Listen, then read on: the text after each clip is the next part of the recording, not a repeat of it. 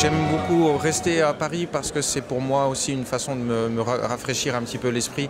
Et là, je suis ici pour le Paris Manga et pour les besoins de la biographie que je viens de sortir, mais je ne sais pas encore quand est-ce que je vais rentrer. J'ai pas décidé. J'ai du travail au Japon, mais je connais toujours pas ma date de retour. Ah, ça fait plaisir hein, parce que pour moi, Alien, enfin surtout le premier épisode, c'est un film que j'ai vraiment adoré. Et surtout la force en fait de ce film, c'est que contrairement à la plupart des films qui reprennent en fait de la mythologie de ce qu'on a déjà vu avant, c'est de l'adaptation ou de l'amélioration et c'est de la superposition, on va dire, d'idées. Alien, lui, il a carrément inventé un nouveau genre, un nouveau style. Tout était original et Giger, il est responsable de ça. De lui découlent de nouveaux univers qui aujourd'hui sont des classiques. Donc rien que pour ça, Giger est vraiment un pionnier. En réalité, c'est en 1997, j'ai fait ma première exposition à New York. Et à cette occasion, en fait, il y a des gens de la société DC Comics qui est venue et qui ont aimé ce que je faisais. Donc, ils m'ont proposé de faire un poster pour l'œuvre Sandman.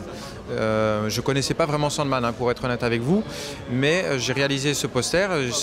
Finalement, la lecture que j'en ai eue m'avait beaucoup plu, donc j'ai réalisé ce poster. Et l'auteur de Sandman, Neil Gaiman, a trouvé ça super. Il trouvait qu'il y avait une ambiance un petit peu japonisante qui était superbe.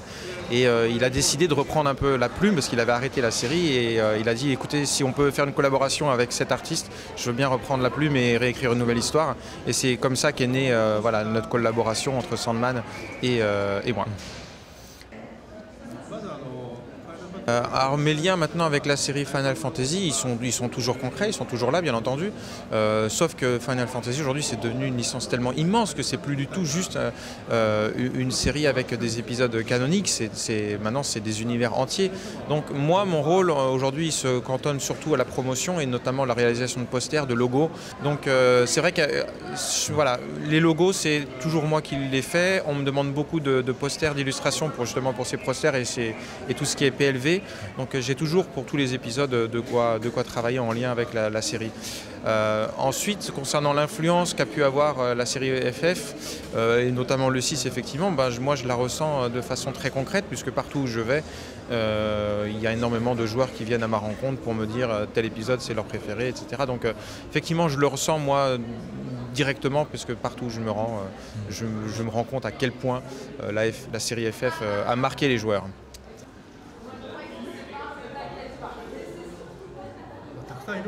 J'ai beaucoup d'artistes hein, que je vénère au Japon, mais peut-être que si je devais garder qu'un seul artiste, ce serait Yoshida Tatsuo, qui était mon patron quand j'étais. C'est le fondateur du studio Tatsunoko et c'était mon patron à l'époque.